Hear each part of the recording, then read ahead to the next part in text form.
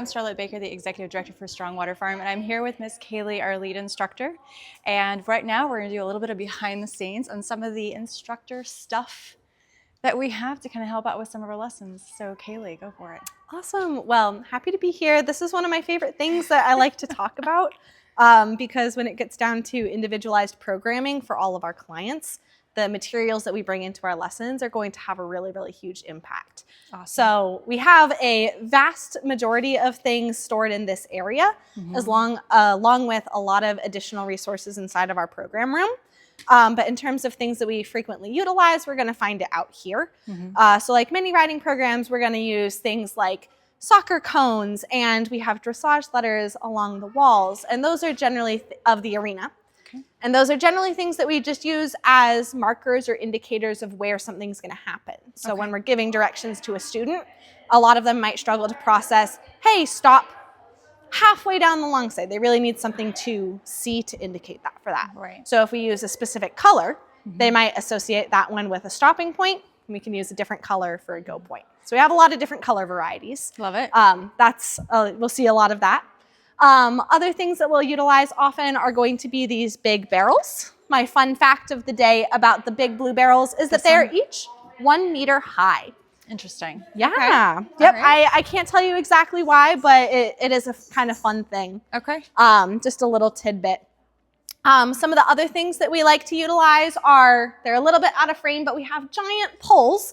They would go from, further than where Miss Starlet is to where I am. Okay. That gives a really nice wide kind of target area for our horses to move through. Okay. This is really beneficial for a lot of students because when we're teaching them a skill called 2-point, they need to engage all of their core and their muscles and stand up. And this is actually the same position that you use when you're jumping a horse. Okay. So imagine the thrill. You're a student. You've been working really, really hard. Maybe you can stand up in your stirrups. Yes. And now you've progressed to the point where you can hold your 2-point. Okay. And then your instructor gives you your first legitimate jump, which may just be a pole on the ground. Right.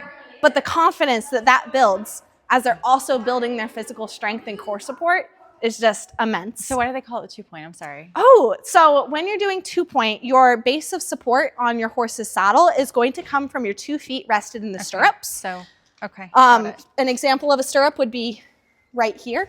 Okay. Though we wouldn't do it in this type of saddle. It would be a little uncomfortable. Yeah. Okay. Got it. But that is, as opposed to when you're sitting down, that adds a 3rd point. Gotcha. Support. Okay. All right. Got it. So we use our poles for our jumping position, for engaging your core, for strengthening muscles, building coordination and confidence. Okay. So a lot can be done with those. Additionally, that is wonderful conditioning for our horses themselves. Okay. So we have a little bit of an older herd, and getting our horses to engage their core at the same time as our students is a really important part of how we keep them healthy. Okay. Yeah. Yep. So as the horse steps over, they lift the muscles in their back, and they have to squeeze their core to lift those legs. It's kind of like if I stood here doing high knees. Okay. Yeah. Got it. Got it. Okay. And so that actually gives a really, really immense benefit for our horses. Okay.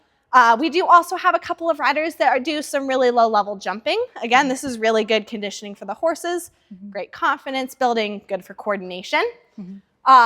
If we're doing jumps, we'll often take something like this. This is called a cavaletti. Okay. And you can see that we can set it really tall. We can set it in a medium height, or we can set it really low. Okay. So one of the benefits of having an object like this is that we really, really get to set, what is the challenge level for this rider and the horse.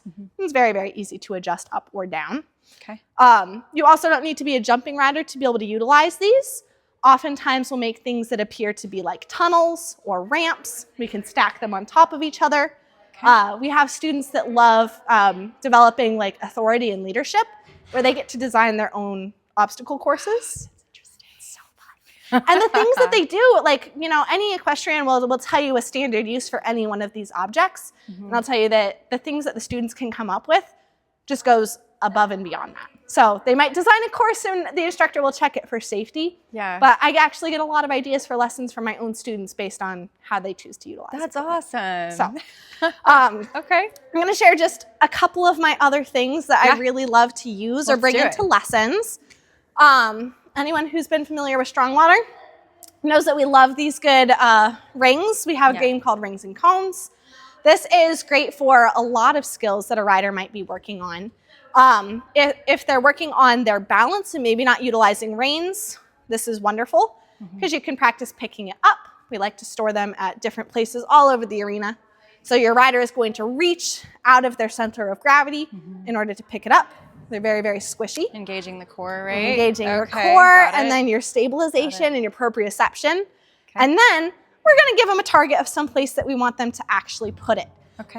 So one of our favorites is on top of a cone because you can kind of aim for a fairly wide area.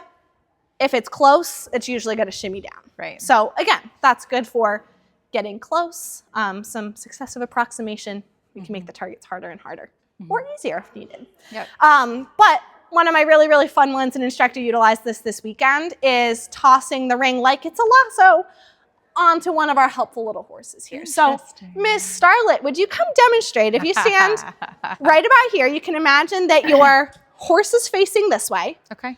I want you to hold this in your left hand. I'm going to give it to you though. Okay. And you're going to toss it onto our horse. So one more step this way. All right. A little off frame, but that's all okay. right. So if I am the instructor and I want Starlet to engage her left hand, I'm going to hold it over here. This hand, Starlet. Okay. All right. And you can go ahead and give it a toss. So I can't use this hand at all? No. Okay. It's in jail. All right. It's in jail. Got it. Right. And so we are big on second tries and second chances, but I'm not going to make Starlet go until she gets it. So you can tell that it's often not about getting the activity right, but it's about engaging specific patterns that we want to strengthen. Okay. And doing it in a fun way that the students like when they're doing this really hard work in a way that it doesn't really feel like work. Got it. The last one that I'm going to bring up are kind of small. I'm gonna hope they show up. Okay. So this is one of my favorite things that we have actually in our whole entire collection. Okay. These are balls. They are fairly firm, but they can still be squished.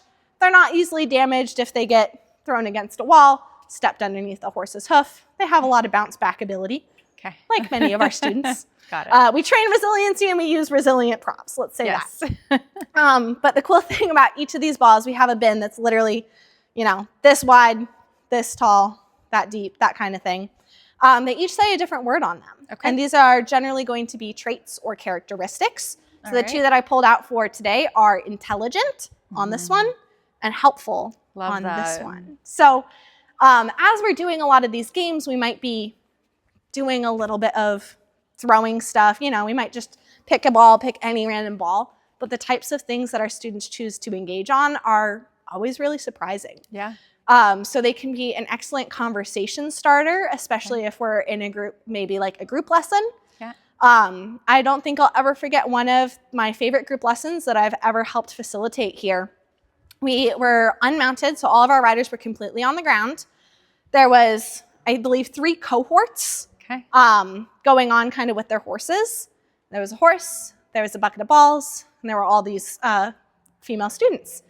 And they would go to the center, they would pull out a ball, but it was something that they thought was a characteristic of another person within that group. Ooh, I like that. And so it was a great practice in like mindfulness and intentionality to be able to go and select something for somebody else, like bringing empathy into the whole equation. And, like sometimes teenagers might play things a little silly, they might play it a little cool. They took it so seriously. They were so intentional. They were incredibly thoughtful in the balls that they selected for each other. Yeah. They brought in some equity and fairness, right? They didn't all grab it for the same person. They were really considerate of one another. And this was a culmination of a lot of things that we had kind of been working on for the entire session. And this was our second to last day with this group after an entire year-round program.